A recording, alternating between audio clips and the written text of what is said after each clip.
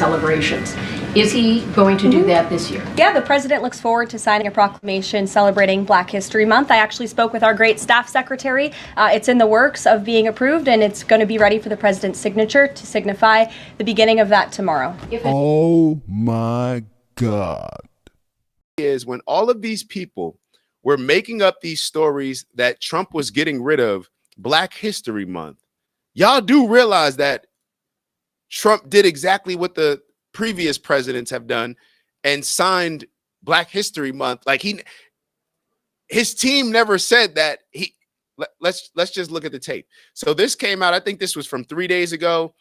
There's one from 5 days ago, and there's one from 2 days ago where they're asking Carolyn Leavitt, Trump's speaker, about Black History Month because people were insinuating and Black people running around in group chats across the country saying that Trump is getting rid of Black History Month. But I guess none of these people just focused on exactly what they said because they made it very clear 5 days ago that that wasn't the case, but then also made it even clearer 2 days ago. So take a look at this clip. You guys tell me what you think. If you thought that after watching this clip that Donald Trump is going to get rid of Black History Month, you guys tell me. Let me switch over real quick. All right, there we go. Have obtained a memo from the Defense Intelligence Agency that talks about not holding any activities or programming related to Black History Month to be in line with the president's views on diversity, equity, and inclusion. Does the president plan to have a proclamation about Black History Month? In his first term, each of the 4 years of his term, he did so and called on those in government to have programming activities and celebrations. Is he going to do that this year? Yeah, the president looks forward to signing a proclamation celebrating Black History Month. I actually spoke with our great staff secretary. It's in the works of being approved, and it's going to be ready for the president's signature to signify the beginning of that tomorrow. If an agency is calling off those kinds of activities in an attempt to be in alignment with the president's views on DEI and other things, should they adjust that now and have those programs and make those celebrations however they see fit in the office? The president is leading here at the White House, and I'll leave it to the proclamation that he will sign very soon. All right, boom. Let me address some of these comments because I see the comments coming in, and y'all know we don't turn down any smoke. Hold on, I saw something here.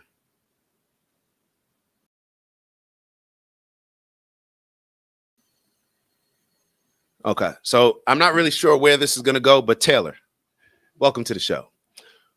Well, guess no more Christmas, New Year's, Columbus Day, 4th of July literally just makes me sick. I wish people did actual research. White Americans, highest percentage of prison, drugs, violent crime, children-related, incest, rape. Taylor, what does this have to do with anything that we're discussing? Like, what does that literally? This is an example of we're discussing. And Taylor, you're telling me, you're saying that you wish that people did actual research. So why don't you show me an article? Send me an article, put it in the chat so everybody can see of an article that you've read, a study that was done that shows the impact of DEI and how it helps Black people in a significant way. Leave that study here. We will and leave it here. I'll review it. I'll go over it, and then I'll present it on Wednesday. And if you're correct, then I'll say that you're correct. But what actual research are you saying? Because everything that you're saying here, what does white Americans having the highest percentage of prison, drugs, violent crime, children-related incest rate, what does that have to do with DEI? If you're just making a point about DEI, why do you have to include all this other stuff in? I don't understand. And then I believe that you wrote something else. Government assistance, white American. So DEI yourself into some research. Blame non-whites, criminals, white Americans, people of color don't want sympathy, hardworking, diverse skills, quick. I don't even know. Maybe I'm reading this wrong. I don't know. I don't know if we're on the same. I don't know if we're saying the same thing or if we're saying something completely different. I don't know. The indigenous is not Black. Yeah. Pink Boy Queen wrote, I live in West Virginia. They love Black people, especially Black men, more than I do. No matter who's president, you ought to stay away from sundown towns anyways. Wow. That's a hell of a perspective, Pink Boy Queen. Appreciate you sharing that with us. Because a lot of people, I'll be totally honest, even the first time that I remember driving through West Virginia, when I was driving from Virginia to Indiana, I got out the car. I can remember vividly. I got out the car to get gas, and I was trying not to even stop in West Virginia to get gas. And I got out, and there was a black dude at the pump in front of me. And I kind of gave him the little nod, like, yeah, we good? Like one of those, just because it's West Virginia. Why? Because that's what people think in our minds. What we fear the unknown. We fear the experiences that we've never had, and we fear the people that we've never met. And the reason why we fear them is because everybody else tells us that we should fear them. Everybody else tells us that those people are the reason why your life is terrible. That's what ends up happening.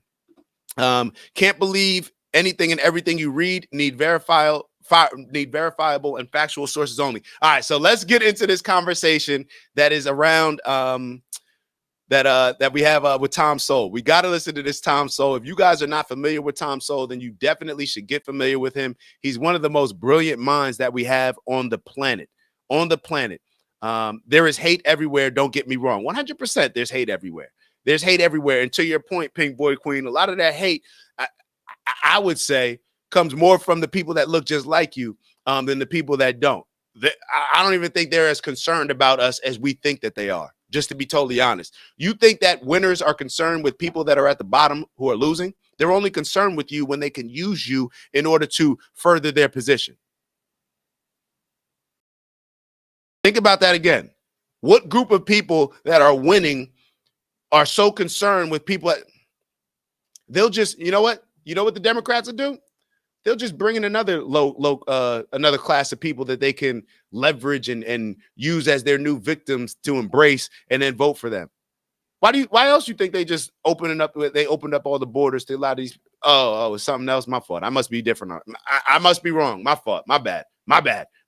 I clearly missed that one. Maybe the Democrats were just allowing the illegal migrants to come in here and incentivize it. Maybe it was just because the Democrats are just better people. They have a stronger moral compass. Yeah, those same white people that we used to complain about and say, the racist, right? Oh, but when they do something, when they're Democrats, their racism automatically just changes, right? I'm a Democrat, so I'm not racist. It's just the white Republicans that are racist. Okay, cool. I got you. Let's check out what Tom Sowell's talking about. It's Dak. Just want to thank you for checking out our video and visiting the OG Network. If you enjoyed the video, please make sure that you give us a like. And if you're looking to join a community of inspired individuals striving for purposeful abundance, subscribe. And if you're feeling real